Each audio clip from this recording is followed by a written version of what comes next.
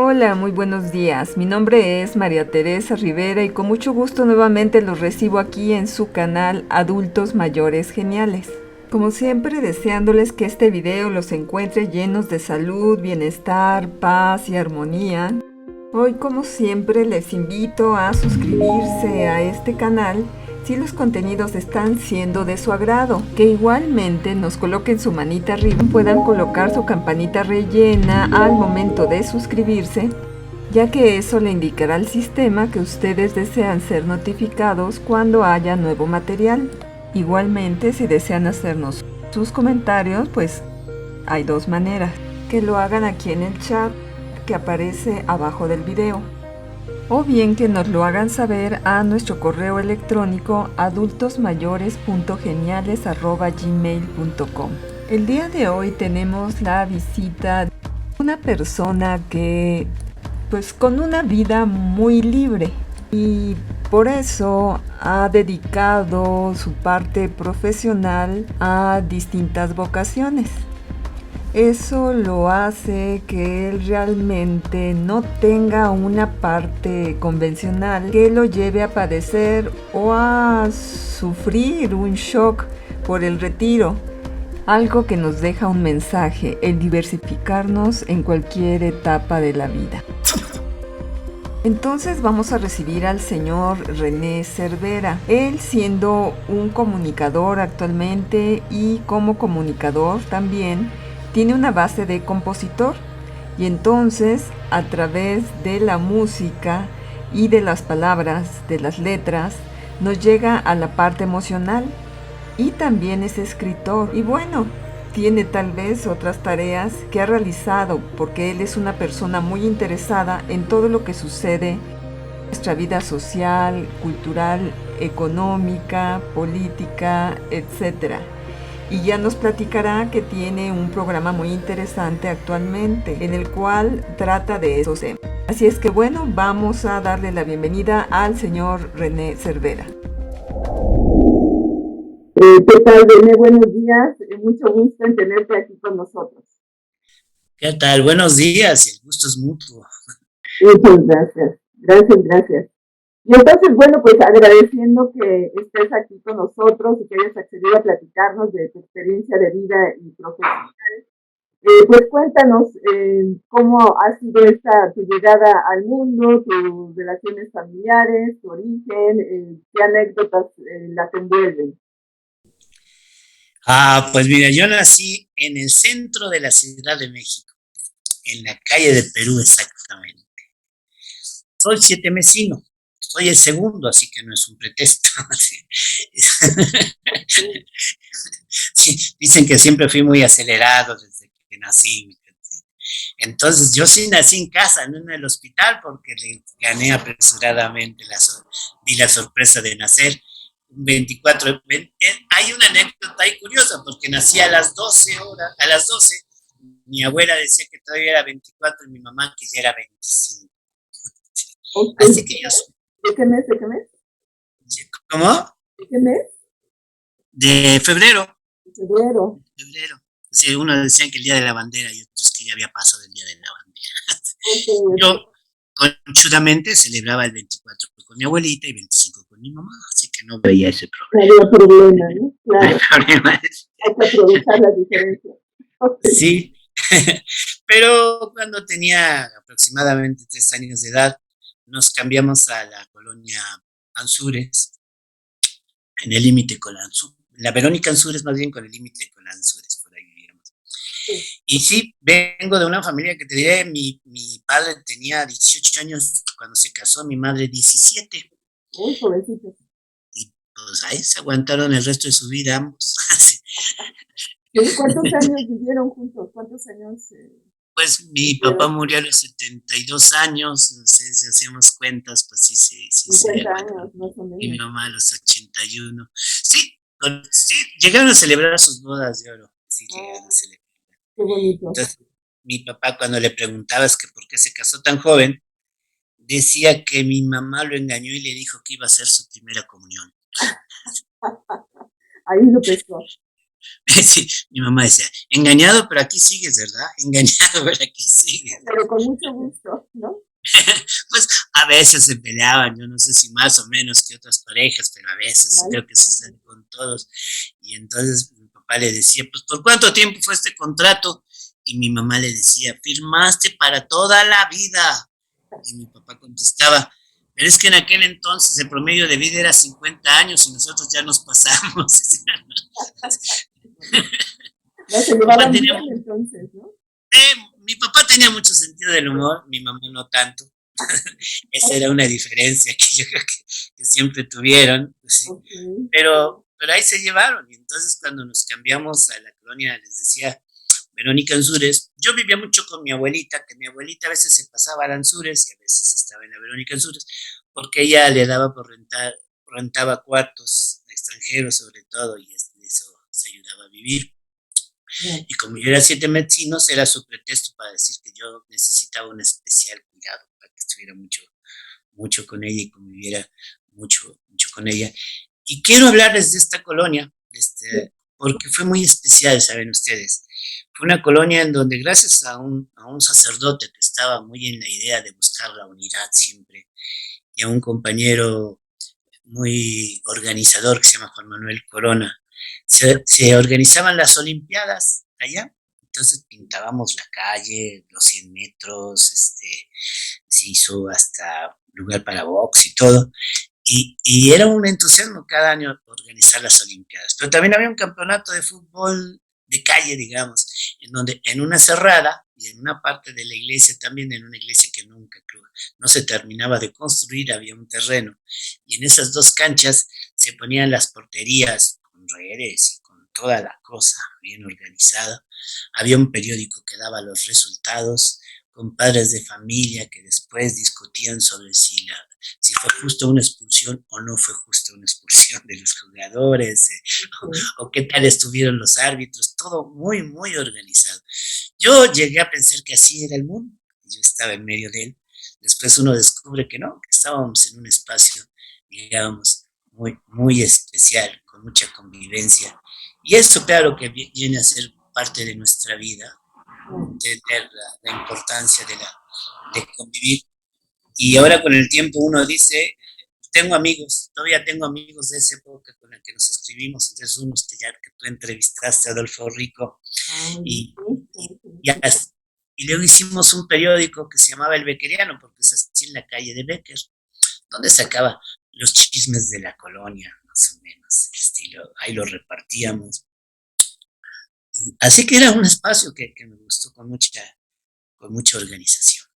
Muy bonito, ¿no? La convivencia muy buena y muy bonita con la oportunidad de convivir con los vecinos, ¿no? Sí, sí, sí, sí, se daba un ambiente muy unido, pues, y además con mucho buscar el deporte. Claro, Y, claro. de ahí este sacerdote que te cuento, de alguna forma, entre él escogió, bueno, se puso a votación, pero escogieron a 5 personas para darnos una educación, digamos, especial, diferente, muy atenta. Y entonces íbamos a conversaciones de filosofía y todo ese tipo de cosas, porque era además un sacerdote interesado en decir que un cristiano se distingue porque participa en lo social. Ok, muy bien. Y cuando vino el 68 por ahí, alguna vez echó un discurso diciendo que las madres que se le habían acercado porque sus hijos estaban participando en el movimiento no deberían preocuparse, porque pues Cristo sufrió lo que sufrió por participar en movimientos, ¿no? Y entonces hasta fue la policía por él, pero entre los vecinos no los dejaron, no lo dejaron. Y esa fue una vivencia que se queda muy marcada de lo que es tu adolescencia, de lo que es tu juventud. Sí, Me pregunta, sí, cómo era el ambiente con mi familia. Tuve un padre muy querido, muy querido. Yo le decía, papá, me caes muy bien. Y él me decía, pues es lo menos que puedo darte porque te mantuve como 20 años. Por lo menos caerte bien, ¿no? por lo menos lo logré, ¿no? Sí. Era un padre muy preocupado por un tema que tenía muy suyo, que era la productividad. Uno de sus temas era cómo ser más productivos.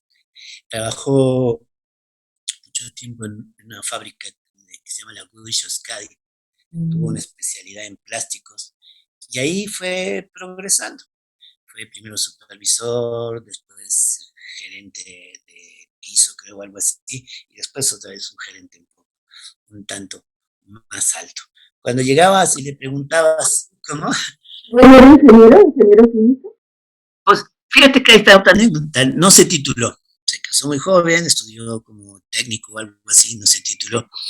Y tardaron muchos años en darle el reconocimiento para que ocupara otro puesto, siempre buscando traer ingenieros mejor que dárselo a alguien que no se había titulado y que estaba ahí interno, hasta que reconocieron que él era el que seguía, pero pues, decía, Sabía, los nuevos el negocio. llegaban muy torpes, ¿no? Y Claro. entonces me acuerdo cuando le dieron el cargo, dio una frase que nos gustó mucho. Esto prueba que hay muchos títulos sin ingenieros y muchos ingenieros sin títulos. Sí, pues sí, la experiencia también hace al maestro, ¿no? Entonces, Sí, él con sí, el tiempo obviamente tenía más que conocimientos, ¿no? sí, la experiencia interna ahí, ¿no? De lo que estaba pasando. Sí, sí, sí. Y, y pues se decía, a veces llegaban novatos, ingenieros, a decirle a un obrero cómo mover una máquina cuando ellos tenían 20 años moviendo esa máquina, ¿no? Sí, sí. Sí, luego llegaba y le decía yo, ¿cómo te fue? Decía, me acuerdo una vez muy preocupado, decía, mira, hijo, mientras el trabajador esté viendo la manera de cómo hacer para que le paguen sin trabajar y el patrón está viendo la manera de que le trabajen sin pagar, esto no se va a arreglar. Claro. Ese era papá, yo creo que fui quizás de los 6 hermanos que tuve, con el que más hablaba, con el que más entendía. Además, mi papá tocaba y cantaba muy bonito, le gustaba mucho el bolero, Sí. y de los momentos que recuerdo con más entusiasmo, con más cariño todavía, es cuando tomaba la guitarra, cantaba boleros, yo le acompañaba, cantábamos los dos, casi invariablemente llegaba un momento en que suspendía el canto, decía, ya nos estamos desafinando, sacaba una botella de brandy y nos echábamos un trago. Y acto seguido, mi mamá llegaba y lo regañaba porque cómo es que anda dando el ejemplo de tomar con su hijo. Mi papá le decía, no es para tanto, nomás nos estamos afinando, no seas exagerada. Bueno, eso era constante, yo ya sabía lo que seguía, parecía como si fuera un guión. La Pero aparición de la mamá en el momento preciso. Entonces, el presidente deciso a regañarlo, como que anda bebiendo con su hijo. y tu Pero mamá más fueron, seria, ¿no? Tu mami más seria, dice. sí, sí, fueron momentos de mi vida que todavía recuerdo que de los que más anhelo. Ah, qué bien. Uno tiene que, uno tiene que entenderse en la vida, saber qué es lo que más te gusta.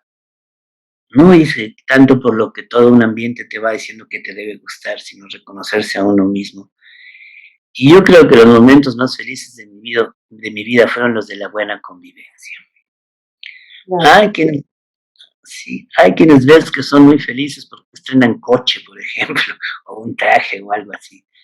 Mi dicha siempre estuvo cuando podía ver a mi alrededor y estar convencido de que quienes estaban junto a mí eran realmente amigos, ¿no? Con los cuales estamos buscando un momento de alegría. Eso. Y en parte, eso, por lo menos cantando boleros, lo recuerdo con mi papá mucho. No, muy bonita experiencia, de verdad, muy bonitos recuerdos, ¿no? Y sí, pues es lo que nos queda, ¿no? La parte emocional, las vivencias que hemos tenido con la gente, ¿no? Con la gente que amamos. Sí, sí, sí. Y de ahí, pues, después de salir de Lanzules, viví un rato en la colonia Cuauhtémoc, había una peña, yo estudié música, y ahí en las peñas cantaba, y había una peña en donde estaba muy grande y ahí me dieron bueno, me rentaba, ¿no? Me dieron un espacio también y ahí cantábamos, yo canto nuevo y otros folclore. Un día llegan 3 francesas y tocan una música colombiana muy rica, muy agradable. O sea, que dice, eh, Santa Marta tiene tren, Santa Marta tiene tren, pero no tiene tranvía. Canciones ricas por ahí. Ajá. Y yo saqué a bailar a una de las francesas De pronto llegó un tipo muy elegante y con mucha autoridad le dijo que ya se iban. La chica baja, se van sus dos amigas y le digo, ¿tu teléfono? ¿Me das tu teléfono? Y me dice, te lo dejé en la mesa. Estaba todo listo, todavía. Ya está muy planeado. Pues, Cerrado. sí, pues la hablé y tuve lo que yo llamaría un día mágico con ella, de esos de que todo te entiendes, todo se da, todo va muy bien. Pero se fue a Francia y yo quedé de alcanzar. Así que nos escribíamos por la valija diplomática. Ella me escribía por la valija diplomática y yo lo hacía por valija normal. Ah, porque ella era hija de embajador. El embajador de Francia. Sí, sí, sí. Y entonces un día le llegó por la valija diplomática droga, marihuana. Ay, caray. Y entonces me mandaron llamar de la embajada. Yo llego sorprendido y me acusan de que yo fui. Juro que yo no fui hasta la fecha. Ay, caray. ¿Por qué? Tú no tenías que ver con la valija, ¿no? Eso, dije, qué mayor prueba es que yo no mandaba mi correspondencia por la valija, sino por la vía normal. Pero me decían, bueno, pues es la oportunidad que encontró el embajador de deshacerse de este plebeyo. Pero pues, entonces, yo, no por ella, de casualidad, tuve un curso de una beca que conseguí del Instituto Francés de América Latina, y ahí tenía amigos, y el Instituto Francés de América Latina depende de la embajada, que me ayudaron, me hicieron ver lo injusto que era la situación, vino el presidente de Francia, me invitaron, y antes de que se hiciera más grande el lío, me regresaron la beca, porque me la habían quitado. Y entonces ya me fui a Francia, porque además me consiguió ella dónde cantar, dónde dar unos recitales, y me voy para allá. Y también conseguí, que en ese entonces estaba por ganar Mitterrand las elecciones, y me pidieron que hiciera entrevistas sobre era eso del socialismo democrático para una revista que se llamaba Debate Intelectual. Y, ¿Qué base tenías para que te pidieran esto? O sea, ¿en qué estabas relacionado? Pues habíamos hecho un movimiento que se llamaba el Movimiento Socialdemócrata, y era, creo que yo, el único que manejaba ese tema en México, porque todos o eran comunistas o eran de otro lado, ¿no? Y entonces, como eso se estaba poniendo en Europa, pues como de moda o entrando más, pues me dijeron, pues a ver si nos puedes hacer las entrevistas. Y sí, hice las entrevistas, y ese fue mi inicio con el periodismo, con la comunicación. Durante 3 años estuve yendo y viniendo, iba a Francia, México, Francia, España también. Ahí tocando en pubs, en algunos recitales. Trabajé la vendimia. Pero me regresé un tanto por patriotismo y otro tanto también porque el dólar fue aumentando mucho el costo para poder conseguir ya salir del extranjero, ya era muy difícil. Yo, la manera en que conseguí ir allá es porque daba recitales en escuelas, casas de cultura, en peñas, en la universidad, en el Politécnico, y tardaban mucho en pagar, así que ahorraba a fuerza. ¿Qué edad tenías en ese entonces? En ese entonces yo tendría como 25, 26 años. Muy buena edad, la verdad. Ajá. Sí. Entonces, cuando me pagaron una vez, me debían un año de recitales, imagínate lo que significa. Pero me dio para vivir en Europa un rato lo que me pagaron. Fue como ahorrar por fuerza. Pero de repente ya no era posible por el costo era muy caro, y porque yo también tenía un poco el sentimiento de mi patria es esta, ¿no? Yo puedo viajar, pero mi trinchera es esta, y me decía internamente. Ya me quedé acá, y en 1984 me metí a estudiar, a tomar unos cursos sobre cine. Me encanta el cine. entonces me quedan unos cursos a tomar unos cursos sobre cine. Encontré a un amigo que estaban haciendo la radio pública en Quintana Roo. Recién se había declarado estado Quintana Roo. Y entonces me invitaron a trabajar en la radio de Quintana Roo, si podía hacer guiones, porque tomé especialmente un curso de guionismo para cine. Y yo dije, pero pues, no es lo mismo. Incluso pensé que tenía mucho que negociar, porque yo quería hacer guiones para cine, no para radio. Pero, pero fíjate que descubrí algo que me encantó. Lo bonito que es escribir guiones y lo bonito que es la radio, sobre todo también. Porque a diferencia de hacerlo con cine, en la radio tú tienes que generar las imágenes con sonidos. Y entonces decía yo, ese reto es muy bueno. Es interesante, sí. Si tú estás en cine y quieres decir que el personaje es hippie, pues no lo vistes como tal, ¿no? Que una tira, pero largo, qué sé yo. Sí. Pero si quieres decir en radio, es un tipo, es un hippie, tienes que crearle un lenguaje, ¿no? Y con mucho cuidado no caer en estereotipos también, ¿no? Cosas así, ¿verdad? Pero me gustó, entonces trabajé un rato en Quintana Roo como guionista, pero sucede que al que era nuestro jefe lo cambiaron y por solidaridad renunciamos. Oh, okay. Y entonces ya vine a México. Llevas una carrera ahí de música, periodismo, guionismo.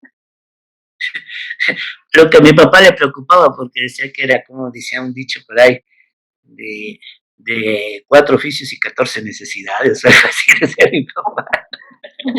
Especialista en algo, y yo le decía, por favor. Un algo cultural, ¿no? Y por cierto, sí. ¿Qué anécdotas envolvieron a tu vida como compositor y tu desarrollo también en esta parte de musical? Sí, entonces yo te había dicho, me gustaba eso mucho de sentarme a cantar con mi papá, y le gustaban mucho los boleros y demás. Y yo empecé a tocar la guitarra. Después ya lo hice estudiando. Uh-huh. Y cuando estaba buscando yo qué hacía con las primeras notas que entendía que tocaba, pues me empecé a inventar canciones. Y entonces gustaron esas canciones, me gustaron. Una vez me presenté a un concurso, no gané el concurso, pero se me acercó un señor y me dijo que si quería tocar en los eventos de la delegación Miguel Hidalgo. Canté en alguno de los eventos, llegó un momento en que le dije ya gratis nada. No, muy bien.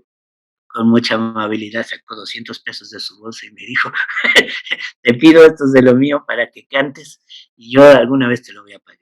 Además, esto no es suficiente. ¿Y qué va, crees? Que un tiempo después, unos años, como 2, 3 años después, me encuentro que él ya trabajaba en el Politécnico y me encontró en la calle y me pidió que fuera al Politécnico y ahí me daban recitales para los alumnos del Politécnico, para que les cantara como actividad cultural. Y después me ligué con la universidad, entonces ya cantaba en la universidad, en el Politécnico, sobre todo para jóvenes, en peñas. Y luego me invitaron a cantar en el Mercado de la Merced a la salida, imagínate. Wow. ¿Por parte de la delegación también? ¿Por parte de la delegación? La delegación allí era la Venustiano Carranza. Ah, ok. Y luego pues me invitaron a cantar en la zona rosa. Ayer ponían el banquillo, te ponían 2 micrófonos y a cantar, sin pedir dinero, porque quienes pagaban eran los comerciantes de la zona rosa. Entonces cantabas, me daba al principio una pena, y cuando la gente se acercaba a quererme dar algo, yo les indicaba que no, y la gente se me quedaba viendo. Sí, como decir, este es un psiquiatra, lo mandó a quitarse el pánico escénico, yo creo. Muy tímido. Sí, me daba mucha pena al principio estar solita ahí cantando como loco, pero después me gustó que la gente se pusiera alrededor y estrenar mis canciones y demás, y por eso es que me dediqué sí un buen rato a la composición. ¿Y le diste composiciones a otras personas o todo siempre lo tocaste tú? Fíjate que siempre lo canté yo, pero me decían que eran canciones que no tocaban cualquiera. Alguna vez se las di, tuve buena amistad con Amparo Ochoa. Y le dije, ¿le puedes cantar mis canciones? Y se las enseñé. Se las di grabadas más bien. Y después me dijo, ay René, mira, tus canciones son no machistas, pero sí son muy masculinas. Como que tienes un discurso muy masculino y entonces yo no las puedo cantar, pero son muy bonitas y entonces hasta me invitó a cantar con ella en algunos recitales. Bueno, algo se hizo. Sí, me presenté en algunos de sus recitales, me pedía que yo también cantara y así todo eso, pero no, siempre decían que eran como canciones que no iban a pegar, que no eran comerciales, etcétera, cosa que dolía, pero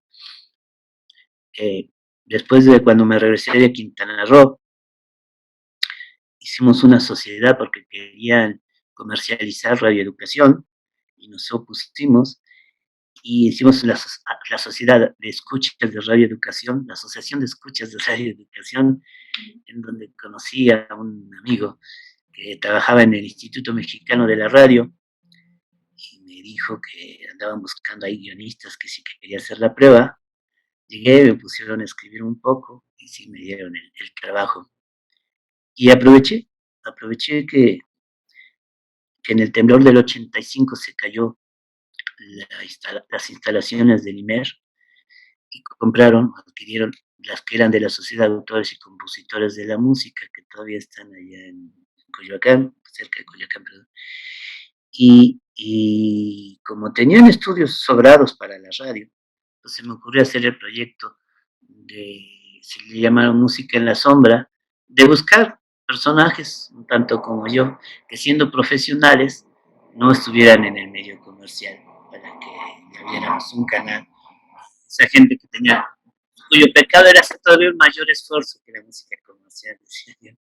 Y entonces hicimos ya ese programa de Música en la Sombra, entre otros guiones que hice. De hecho, también de allí surgió el programa que era para personas de avanzada edad, de edad avanzada. Sí, había un programa que estaba dedicado a los adultos mayores para invitarlos a ser productivos lo más que pudieran de su vida, no claudicar, ¿no? Y como ya expliqué que me gusta mucho el cine, escogí dos personajes, que fue Charles Chaplin, que ya muy grande seguía produciendo cine, y a Luis Buñuel, basado en un libro que se llama Mi último suspiro de Luis Buñuel, que es excelente libro, se los recomiendo, en donde habla de su vida. Y entonces yo puse como ya siendo personas que andaban en los 80 años, pues seguían trabajando, produciendo cine. Y estaba ya en el plan de hacer sobre la vida de Picasso, que también llegó a ser grande y seguía pintando, adulto mayor más. Pero ya ese programa no salía al aire. ¿No salió nunca al aire entonces? El de Picasso no, el de Luis Buñuel y el de Charles Chaplin sí. Ya no siguieron sobre esa línea, ya, ¿por qué la sacaron? Ya no sé qué pasó, porque a mí me dieron una beca para irme a Costa Rica, de algo que se llama diagnósticos comunicacionales. Sí, curiosamente yo me peleaba mucho con las autoridades del IMER. Estaba yo recién llegado cuando había una elección sindical y eliminaron una de las partes, o sea, no había más que o votábamos por uno o no votábamos por nadie, que a la gente no les gustó, entonces pidieron que yo fuera el representante sindical, pero ellos decían que no, estatutariamente no había cumplido con el tiempo necesario, no cumplía con los estatutos. Y bueno, así fue, pero de todo se hizo como una relación álgida ahí entre autoridades. Y yo, entonces cuando me da su director la beca para irme a Costa Rica, le dije, es tu forma de eliminarme, ¿verdad? Y me dice, no, te voy a dar una sorpresa. Cuando regreses yo ya no voy a estar acá. Más bien dice, yo reconozco la inteligencia de mis enemigos, eso es lo que pasa, dice el tipo. Bueno, sincero, al menos. Y ya me fui a Costa Rica llegando a Costa Rica, pues ya algunos amigos de Costa Rica se habían ido, el ambiente seguía así como muy pesado. Entonces, la casa donde yo vivía anteriormente se fue el tipo que nos la alquilaba y no pagó la renta. Yo tuve que pagar como casi más de un año de renta. Y entonces, pues, ¿ahora qué hacemos? Era una casa muy grande como para mí solito. Y ahí hicimos muchas actividades. Allá se hizo el lugar para la actividad de lo que llamaban el Canto Nuevo, para dar recitales en donde se organizaban, hicimos apoyos para otros países, etcétera. Y pensé que ahí deberíamos a ver si se podía poner un restaurante. Se puso, pero no funcionó. Ya me regreso en México, ¿verdad? Después de la Costa Rica. Regreso a México. Entonces renuncié al IMER para dedicarme a una cosa, ¿no? Para dedicarse a otra. ¿Y en qué consistía este diplomado? Esta materia, ¿qué es lo que, qué conocimientos te daba? Pues mira, precisamente si estás en una empresa, una sociedad, alguna agrupación, ver qué tan cierto es que funciona la comunicación.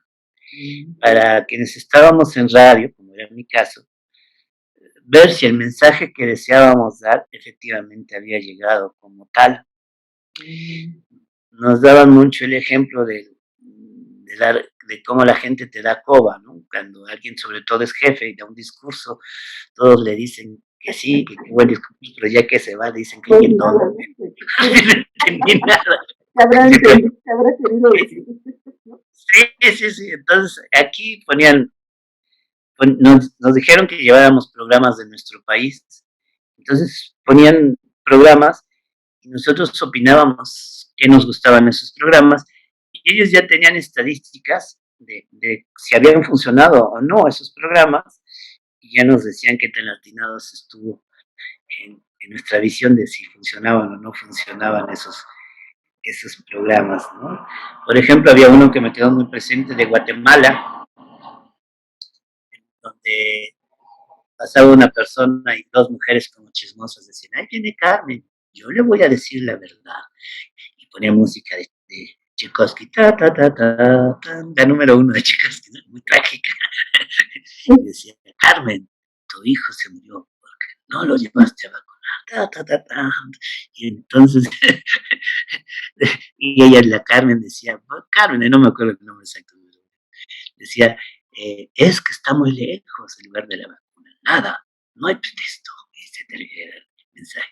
Entonces decían, ¿funcionó o no funcionó? Pues yo, entre otros, pusimos, pues no creo que haya funcionado. Y efectivamente, no tuvo éxito esa campaña. ¿Por qué? Porque tan solo pensar que un hijo tuyo se pueda morir, hace mejor evitar el mensaje. Si el mensaje es trágico, mejor lo evitas, ¿no? Hay que hacer cosas, ¿no? Claro, es que hacer cosas que mejor alegren, que te inviten realmente. Y además, efectivamente, estaban muy lejos los lugares de la vacuna, ellos mismos lo sabían y ahí lo pusieron, ¿no? Lo dijeron. Oye, qué bien, no, muy interesante ese diplomado. Y entonces llegaste a la base de ser restaurantero, después de allí, ¿qué siguió?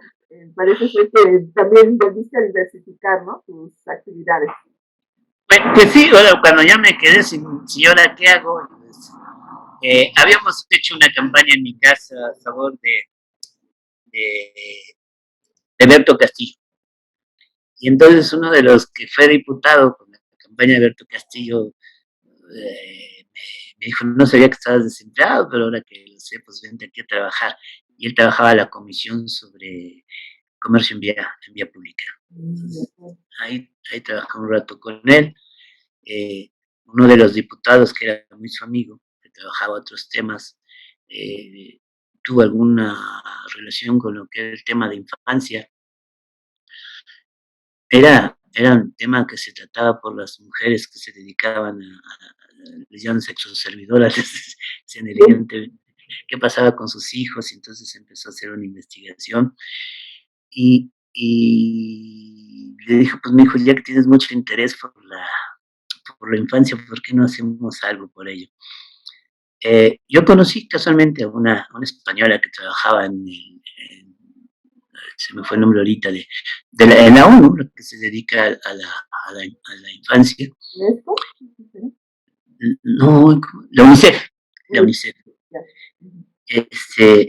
Y ella le recomendó a uno de los diputados que siguieron que yo era bueno para ver lo de asuntos de infancia. Existe una convención sobre los derechos de la infancia, internacional desde luego, y lo que se buscó es cómo aplicar esa convención a la cotidianidad, a la normatividad de la Ciudad de México, ¿no? ¿Qué hay que hacer para que se pueda hacer efectiva dicha esa convención? Y entonces me encargaron a mí coordinar la ley. En eso trabajé un rato. Muy bien, entonces tú estuviste allí coordinando, tomando experiencia también en este tipo de labor. Sí, buscábamos, había en aquel entonces, no sé si todavía, pero creo que ya menos, muchas organizaciones no gubernamentales que les llaman ONGs, dedicados también a la infancia. Y estaba muy fuerte cuando hacías una encuesta de cuáles eran los problemas más importantes de la Ciudad de México. Siempre estaba entre los primeros lugares el tema de los niños de la calle. Que no era un tema difícil, entre otras cosas, porque no es un tema que la Ciudad de México produjera, sino que, como sucede en las emigraciones en el mundo, eh, los niños venían de Oaxaca, Michoacán, Estado de México y demás aquí, y el problema se quedaba en la Ciudad de México. Entonces, a trabajar eso, ¿qué normatividad debería existir para evitarlo junto a otros temas para hacer efectivos los derechos de los niños? Quitando aquello de que el niño es una persona tutelada, porque es decir, es una niña que tiene pensamientos, tiene vida propia y que debe de ser escuchado, ¿no? Con responsabilidad, desde luego. Pero entonces todas esas leyes empezamos a trabajarlas y me dio mucho gusto. Yo pensé, ya de aquí, si me muero, pues ya me voy al cielo directo. Ya me lo gané trabajando por esto, ¿no? Sí, trabajamos con infancia. Claro.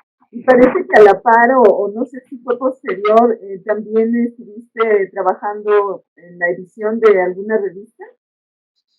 Sí, como te había contado que yo fui así como pionero de hablar sobre lo que es la socialdemocracia, Sí. me encargó un partido a hacer una revista que se llamó Imaginación Socialdemócrata. Entonces fui el coordinador editorial de esa revista, pero ya varios años después me despidieron diciendo que había que ser más pragmáticos, menos idealistas. Oh, ok. Más bien la Una, línea no era la que ellos, la misma pues línea también, ¿no? yo diría que ya no había líneas, sencillamente. Se perdieron las líneas, ¿no? No es que fuera otra, no había línea. No Y había línea. entonces sí me pasé un buen tiempo desocupado. Pero afortunadamente hice un libro que se llama Entre el puño y la rosa. A uno de los amigos mismos, aquellos que estuvieron en la campaña de Berto Castillo, le llegó el libro y me pidió que si quería ser el representante de un partido local que se llama el Partido Humanista en el Instituto Electoral de la Ciudad de México. Además de que siempre tuve interés por lo que es la vía electoral, al hablar de que la mejor forma de encontrar los equilibrios necesarios de una convivencia es la democracia. Y entonces ya estuve como representante en el Instituto Electoral, pero en el camino, de tanto, hicimos una sociedad que se llama la Orquesta Filosófica para promover arte, ciencia y reflexión política. Ya me habían pedido que tuviera intervenciones en una radio que se llamaba El Poder de la Discrecionalidad del Programa, para que hiciera reflexiones políticas. Y pues yo dije, pues vamos a aprovechar esta experiencia y vamos a recuperar la radio, hacer radio, que me gusta mucho, insisto. Y empezamos a contratar, como ganábamos bien en el Instituto Electoral, pues empezamos a contratar espacios con el mismo grupo que hacíamos lo de lo del Instituto Electoral, que además con un amigo que venía desde que estábamos haciendo la ley sobre los derechos de infancia, que trabajábamos juntos, hicimos esta sociedad que se llama la Orquesta Filosófica, y hasta la fecha, así ya cumplimos 12 años casi, seguimos produciendo radio y televisión, haciendo entrevistas, pero ahora con la dificultad de que ya no tenemos el trabajo que nos daba para arriesgarnos económicamente a hacer lo que queríamos, con más sacrificios, pero estamos todavía haciendo el programa de la Orquesta Filosófica. Que viene entonces en la actualidad, ¿no? Y que además, no sé, parece ser que dio un inicio en una radio convencional, pero actualmente dieron el salto, ¿no? A las redes, digamos, sociales o al Internet, ¿no? Al uso del Internet para llevarlo a cabo, ¿no? Por lo que entiendo. Sí, nos fuimos a Radio Chapultepec, porque además había un amigo que ya había trabajado ahí. La señora que daba, con la que contrataba esos tiempos, pues nos dijo que costaban 4,000 la hora, pero si íbamos nosotros nos lo dejaban 3,000 porque le vestía, sinceramente vestía un programa así a la estación. Y empezamos a trabajar con ellos.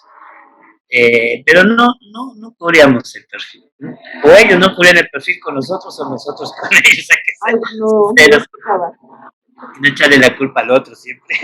Sí, porque cantaban mucha música, ¿cómo le llamaban? Grupera, cosas así que no tenían mucho que ver con nuestro público. Aunque un rato estuvimos al lado de Carmen Aristegui, que tal vez esa sí pudo haber sido nuestro público, pero quitado de Carmen Aristegui nos salía carísimo. Y entonces mucha gente nos decía, pues sí, ya hay que acudir a la radio internet, ¿no? Ya hay que ponerse en eso. Entonces sí, acudimos a la radio internet, ya buscamos en dónde contratar espacios más económicos y continuamos con nuestro programa, que insisto, hasta la fecha existe.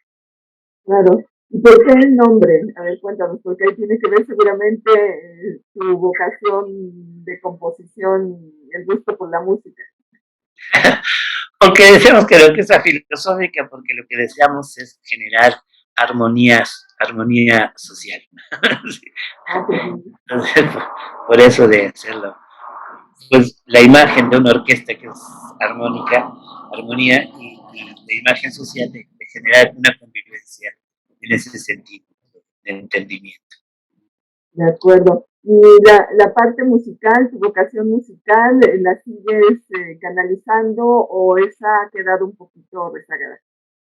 Pues no ha quedado un poquito, ha quedado muy rezagada, pero todavía en los programas de música de televisión me aviento a cantar mis canciones por ahí, siempre explicando que canciones más raras, es que son mías. Siempre hago un poco de broma con eso. Y siempre digo, el programa es grabado, pero siempre digo que miles de gentes pidieron que volviera a cantar, así que no se lo repitiera, ¿no? Sí. De vez en cuando doy recitales en algunos otros lugares que me invitan y voy y doy un recital. No, pues muy bien. Oye, y a la par de todo esto, tu vida personal, ¿cómo se desarrolló? ¿Quiénes constituye actualmente tu familia? Pues mira, tengo 6 hermanos, todos muy queridos. Todos son, tuve un padre y una madre también, una madre muy práctica. Tuve una mamá que no he hablado de ella, pero es una mamá que solo terminó su primaria. Su papá se murió cuando ella tenía 14 años y su mamá se volvió a casar.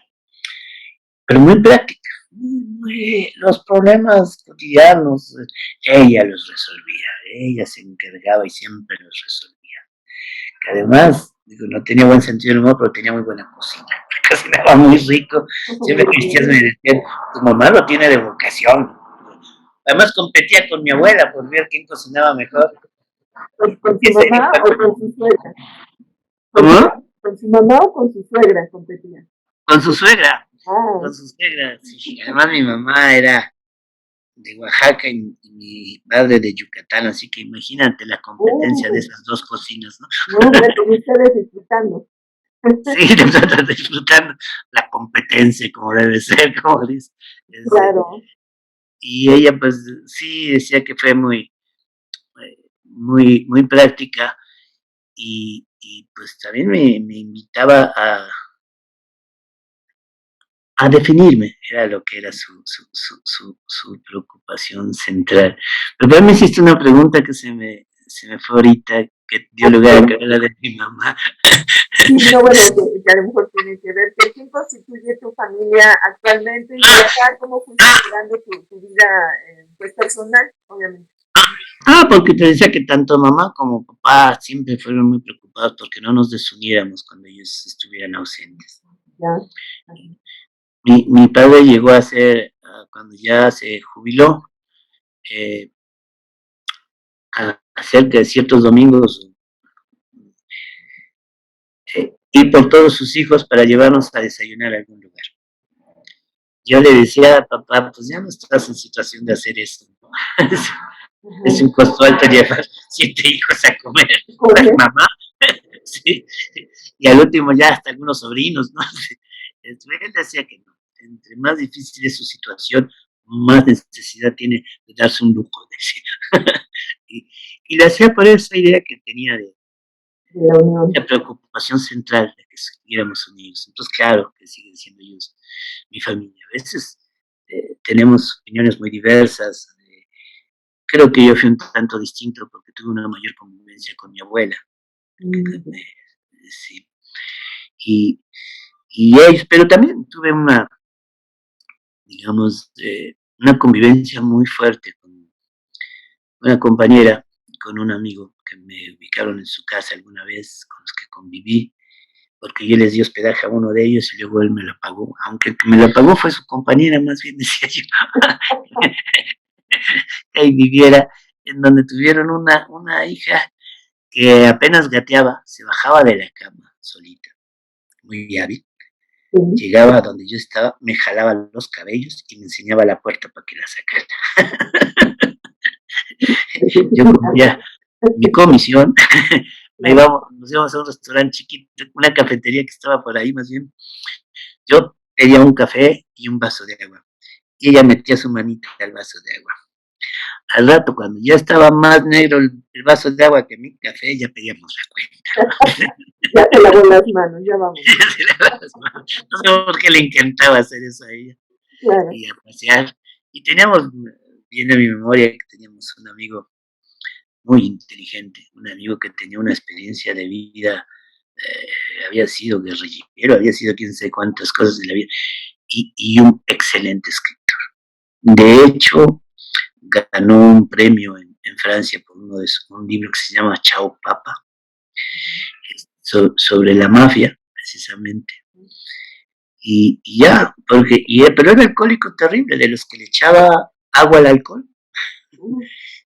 Y ya cuando ganó el premio, pues ya se tomaba sus roncitos. Cuando se ganó ese premio en Francia.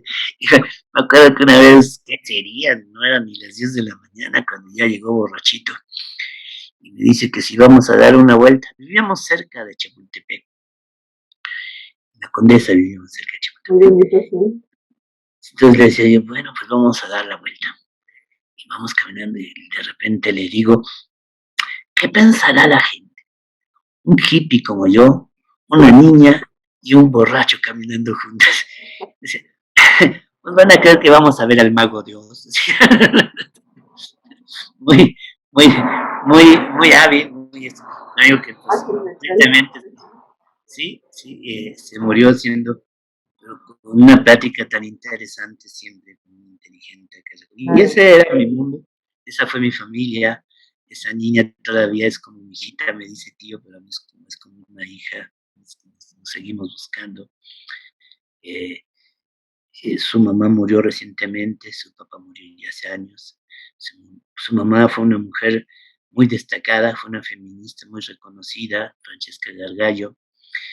Y sí teníamos un poco la idea que familias con quien compartes también un techo, no solo la sangre, ¿no? A veces, de hecho, tienes más afinidad con quien compartes un techo que con quien compartes la sangre. Y esa es la visión que tengo yo de lo que es una familia. Y pues con ellos conviví y sigo conviviendo con mis hermanos. Ah, muy bien. Oye, y también que fue parte de tu familia y que fue un personaje también muy importante en tu infancia, ¿no? Alguien que se llamaba Byron. ¿Qué nos cuentas de Byron? Que tenía una historia también interesante. Pues más que un personaje, es un personaje, vaya. Sí, Sí. No soy muy afecto a las mascotas porque por el bien de ellas, porque la responsabilidad. sí, de que hay que cuidarlas, ¿no? Es una responsabilidad tener mascotas.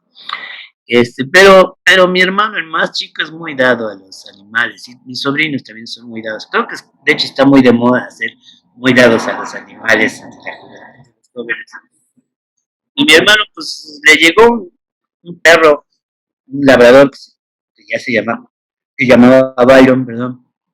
Y como mi hermano viaja mucho, porque se dedica al turismo, pues me lo dejaba a mí o a otra hermana más chica del perro.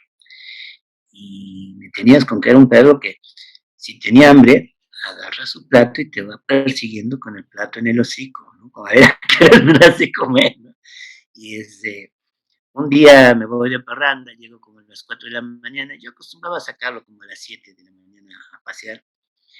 Ese día llego y a las 7 ya tenía él su lazo para que lo sacara a pasear.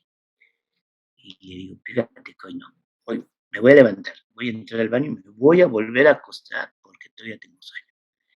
Me meto al baño y cuando salí el perro ya había destrozado el colchón. No, A ver dónde te acuestas. Sí, a ver dónde te acuestas. Yo no sabía qué hacer, si reírme o pegarle, yo no sabía yo qué hacer con el perro, pero bueno, nomás volteé la cama y se aguanta el perro, dije yo, me quedó un segundo enojo. sí, Ok. pero era un perro genial. Vivió un rato en Puerto Vallarta con mi hermano, en el lugar donde vivía era una reja con una escalera para entrar ya a fondo. Y cuando llegaba la chica que hacía el quehacer, dejaba la llave en la escalera y llegábamos nosotros, chiflábamos, bajaba el perro, agarraba la llave y nos la pasaba por la reja. Oh, Sí, de esa inteligencia el perro. Un día ahí mismo en Puerto Vallarta fuimos a comer a un lugar de playa y entonces le empezaron a reunir varios perros playeros, digamos. Nos advierte la señora que cuidado con esos perros y no, aquí lo controlamos, señora, no se preocupe, aquí lo controlamos. Pero llega un tipo con un Doberman muy bonito, por cierto, muy bien cuidados, se caen mal, se ven, se gruñen, se dicen como, ¿qué traes? Pues, ¿qué traes? Corren al centro y se empiezan a pelear. El Doberman tenía más cuerpo que el nuestro, pero el nuestro saltaba mucho.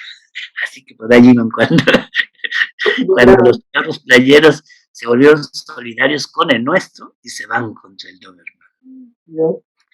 Las mesas se caían, los manteles, el polvo, los platos, santo relajo que armó nuestro. Y no lo encontrábamos. Cuando de repente vamos viendo que va saliendo debajo de una mesa, hecho a tierra, se dirige directo al coche, le abrimos la puerta, se asomaba y se agachaba con una actitud de perdón por qué desmadre hice. Ya dejó a nosotros peleando. Sí, luego lo estaban buscando, pero nosotros ya no dijimos nada. Agarraron su coche y se fueron. Pagamos la cuenta. Era un perro así con una habilidad. Se peleaba mucho luego con mi hermano, el mismo de Puerto Vallarta. Después vivió en un lugar humilde, una colonia, un barrio humilde. Pero el edificio era una excepción, un barrio con piscina, elegantito y toda la cosa. Y él vivía en el edificio. Entonces salía el perro y no faltaban perros callejeros que se le iban encima. Y este se peleaba. Y ya llegaba otra vez, y regresaba. Pero lo que me llamaba la atención es que tenía varias mordidas, pero no llegaba herido. Llegaba como si fueran medallas esas mordidas, ¿no? Así como muy orgulloso. De sus mordidas como medallas. Y mi hermano lo limpiaba y le decía, no te quieren porque eres el güerito de la colonia. No, no, no, es bárbaro, porque era un labrador, ¿no? Y como eso, porque sí, los otros eran perros de calle. Y como eso tenía una cantidad de anécdotas el perro, pegarle en el brazo y tirarse para que le rascaras la pancita, por ejemplo. Sí, Este, sí. era muy especial el perro, lo quisimos mucho. Llegó a ser como un perro. Mi otra hermana, la que a veces le dejaba a mi hermano el perro, se peleaba con él como si fuera el hijo. Es que tú no lo cuidas bien, le das unos alimentos muy corrientes, no sé cuánto.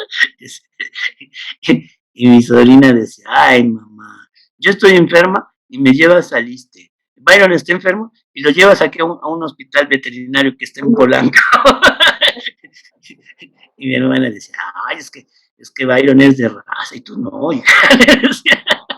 No tienes peregrino. No tienes pedigrí, sí. Y ese fue el Byron que fue un Ay, gusto para la familia. Sí. no, pues muy bonitas historias también de él. Oye, bueno, pues regresando un poquito ya a la actualidad, ¿cómo pasaste tú toda esta etapa de pandemia? ¿Te cambió en algo la vida o tuviste aprendizaje sobre ella o has tenido o estás teniendo, porque pues esto no ha pasado? Mira, no, me agarró en una situación de veras muy difícil porque me fui a Argentina. eh, ya acabamos de salir del Instituto Electoral, dijimos a gozar lo que nos falta. Me fui a Argentina y a Uruguay a hacer unas entrevistas, aproveché.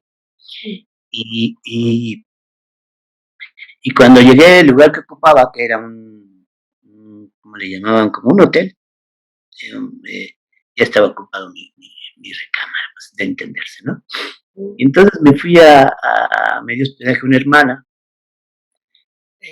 Mi hermana vivía sola, se regresa su hija, ya no tengo espacio, mientras me fui a buscar, alquilé un cuarto por ahí y se viene la pandemia y entonces yo sentía despedidos, que ya no había partido, pues, entonces salimos despedidos en pandemia, con poco dinero, etcétera. Yo pensé que, como que los dioses tenían un pleito personal conmigo. Ya cuando vino la pandemia, no es conmigo, es con todos, parece el pleito que hay. A encerrarnos, a tomar las precauciones, a tener los enojos, porque me decían que yo tomaba menos precauciones de las debidas. Y pero sí, y a cómo superar eso fue claro, un cuestionamiento. Yo me dije, pues vamos a hacer un poco más de canciones, compuse algo, me puse a escribir. Ya había escrito un libro que estábamos promoviendo que se llama El sentimiento que nos une. Mm, Es una novela y la andábamos promoviendo para cómo de nuestros males la colocamos en Sambor. Cierran, bueno, no cierran, si los quitan muchos de Sambor si cerraron, devuelven libros, pero a nosotros no, los quitaron, pero a nosotros no nos devolvieron el libro. Los libros no nos los devolvieron. Los pusimos también en puestos de periódicos y los puestos de periódicos no abrían, que si abrían, que si no abrían y tampoco supimos para dónde quedaban los libros. Yo sí llegué a sentir que eso era muy trágico, pero pensé también, es un momento para estar con uno mismo. Escribí algunos cuentos, seguimos haciendo el programa de la orquesta, ya no lo hacíamos presencial, sino por teléfono. Eh, y dije, pues no está de más. Qué bueno que tengamos la capacidad de caernos bien a nosotros mismos, de soportarnos, de estar solos, de, de poder leer, de leer mucho. Leer es una gran satisfacción y no siempre tiene una oportunidad de hacerlo. Entonces aproveché todo este tiempo para hacer esas cosas que me quedaban pendientes. Y todavía, como tú dices, todavía estamos en esta situación. Claro, sí, sí, sí. De pandemia. Sí. Oye, y para una persona tan diversificada, con tantos intereses como has tenido tú, el retiro profesional o el retiro no es algo, no es un tema para ti, ¿no? yo no sé por qué tenía mucho la idea de que me iba a morir pronto. Con esa idea de no hay como vivir rápido y morirse pronto para alcanzar a ser cadáver guapo, decíamos. Okay. Pues no sucedió. Entonces no planifiqué mucho el futuro. Pero siempre he tenido el anhelo de no claudicar. Me gustó, te decía mucho, la vida de gente como Luis Buñuel, que aún en su lecho de muerte, como se dice, dictó un libro sobre su vida. Este, eh, y me gustó, decía, morirse no debe ser tan grave, debe ser como quedarse dormido con la ventaja de no levantarse para ir al baño. Y te decía que si algo le pedía a la otra vida, sería la oportunidad de venir a este mundo de vez en cuando y, y leer el periódico y agradecer que uno ya se fue. Entonces, yo sí, hemos buscado qué seguir haciendo. Quisiera hacer que la orquesta filosófica sea rentable, buscar la manera de darle rentabilidad a este proyecto, dejárselo a los amigos que me han apoyado, estar al Rico mismo, sí. a mi niña o en fin, a quien quiera retomar un proyecto como este. Y esa es mi idea, buscar ahorita, preocuparme por hacer rentable a la orquesta filosófica, que lo descuidamos, no cuidamos tanto, que sí teníamos algunas entradas, pero estas dejaron de darse porque entre otras cosas vendíamos la página y se prohibió a los órganos de gobierno anunciarse en digitales, en comunicación digital. Okay. Había mucha tranza, es cierto, pero pagamos justos por pecadores. Sí. Y entonces ahora lo que estamos haciendo es, estamos haciendo una credencial que creo que nos sale muy bonita, de la Orquesta Filosófica, para que la gente que nos la compre, ya conseguimos que un cine nos deje entrar gratis, el cine Tonalá. Puede entrar a ciertos espectáculos también con un buen descuento. Y estamos trabajando con librerías para ver si nos pueden hacer un descuento a quien tenga esa credencial y venderlas ellos mismos. Estamos tratando de entendernos con el Fondo de Cultura Económica, con la jornada, y pues a ver si se puede también con el péndulo lograr que se vendan estas tarjetas. Y en eso estoy, pero yo nunca me vino la idea de vivir un rato lo mismo cotidianamente, todos los días parecidos uno al otro, y después ya uno está grande dedicarse a viajar, cosas así, porque viajar es bueno cuando uno está joven, lleno de energía. Pero energía todavía tengo, ganas de vivir, de vivir con gusto todavía tengo. Y en ese plan, en ese proyecto estoy, de que tenemos un libro que hay que promover, nos cayeron malas circunstancias, pero por ahí hay un libro que promover. Tengo deseos de seguir escribiendo, y de que llegue un momento, aunque sea un poquito, no tengo muchas ambiciones económicas, aunque sea un poquito, pues sobrevivir mis últimos días como un producto de lo que yo mismo hice, de lo que he construido, que es literatura. Si mis canciones algún día alguien las quiere comprar, pues qué bueno. Qué bueno. Tenemos siempre ese deseo de dejar algo cuando nos vamos. No sé por qué es como un deseo muy fuerte de dejar alguna herencia. Y sí, y tengo la idea de que a este mundo venimos a prepararnos nosotros mismos lo que vamos a vivir después. Sí. Es como cuando uno construye en el día algo de lo que va a soñar en la noche, te das cuenta. Tiene que ver con quiénes viste, qué pensaste o demás. Algo así siento que es la vida. Presiento que lo importante no es este mundo, sino que hay otro que tiene mayor importancia, pero que aquí venimos a construir lo que vamos a vivir posteriormente. Y en eso estoy, No, muy bien, pues tienes de todas maneras muchos proyectos a futuro, ¿no? Por lo que veo, o sea, continuar con lo Y, del programa, seguir con lo de tu libro, a lo mejor seguir componiendo, entonces sí, más bien te está tomando ocupado, ¿no? Tu futuro y por lo que observo también, pues eso de lo que uno piensa después en el retiro, lo que va a hacer, pues tú lo has estado haciendo en tu vida, ¿no? Realmente lo que has querido hacer, viajar, componer, conocer, como que un curioso, ¿no? De el mundo y de la vida, ¿no? Has estado en y, distintas cosas, en distintos aspectos de la comunicación, etcétera, ¿no? Entonces, veo que más bien te está tomando ocupado, ¿no? Toda esta y etapa. sí, la comunicación es un tema que me atrae mucho. Me gusta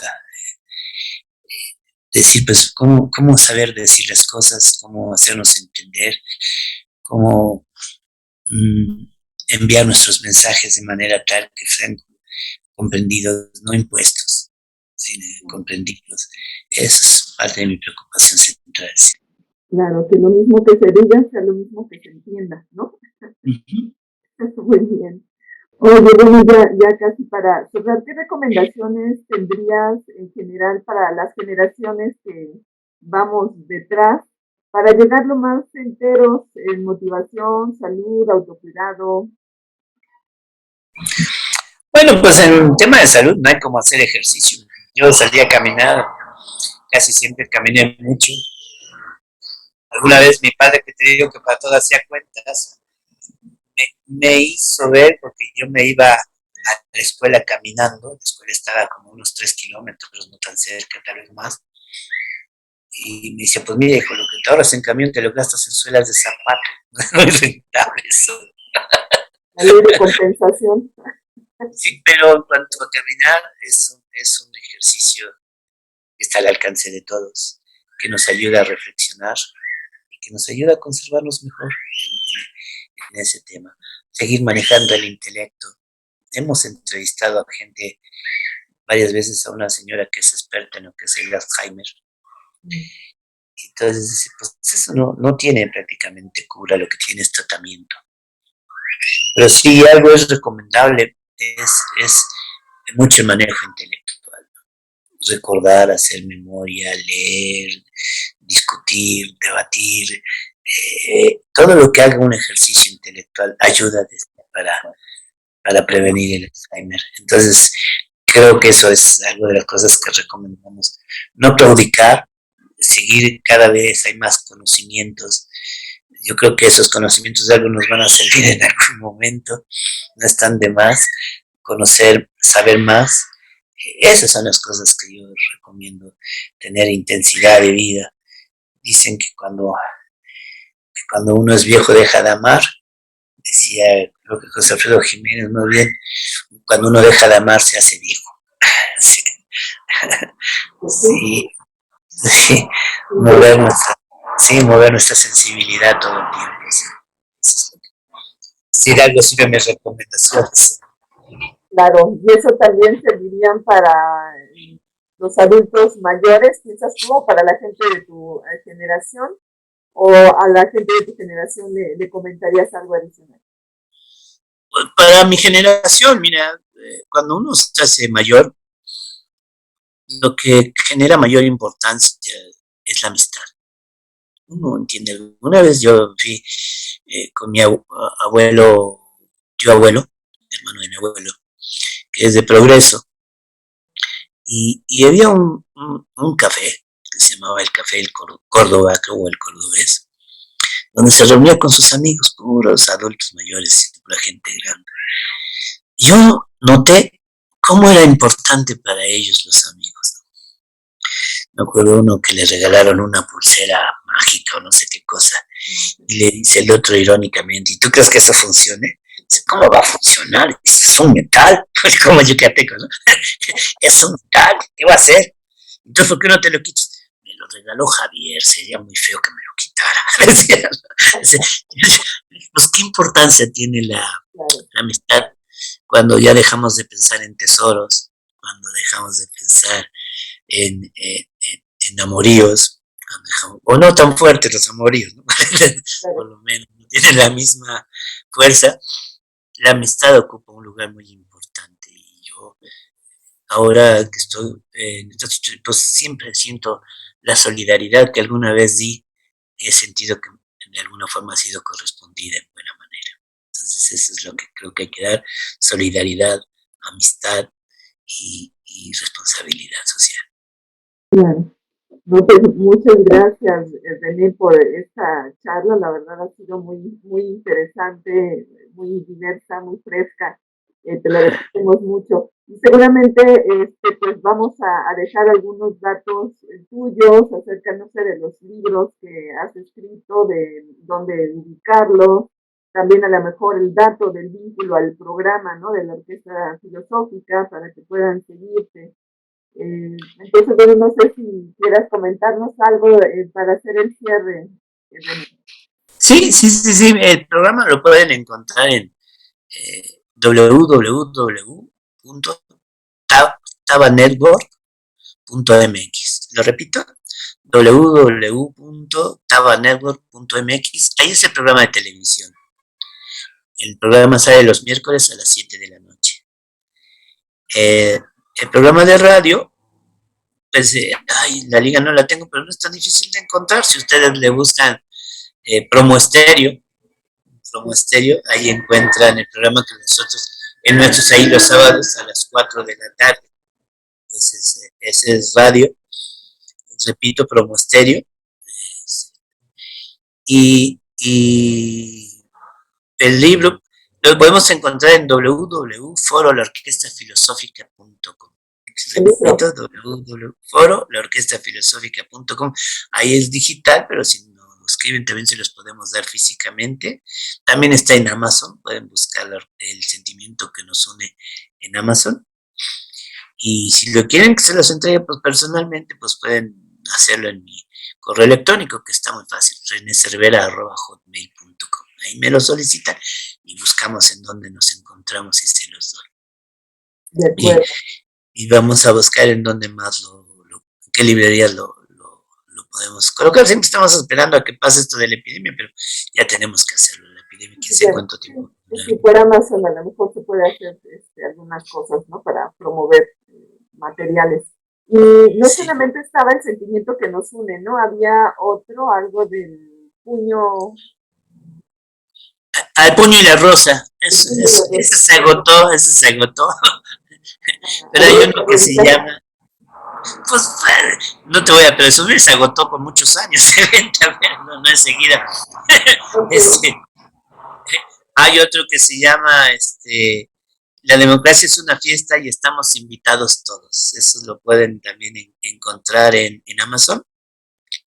Este, y estamos haciendo uno, estoy trabajando uno que se llama Mole de chismes, cuentos y narraciones.